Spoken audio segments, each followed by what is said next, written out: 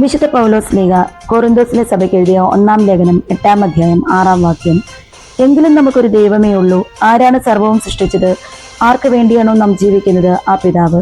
ഒരു കർത്താവേ നമുക്കുള്ളൂ. ആരിലൂടെയാണോ സർവവും ഉളവായത്? ആരിലൂടെയാണോ നാം നിലനിൽക്കുന്നത്? ആ യേശു ക്രിസ്തു.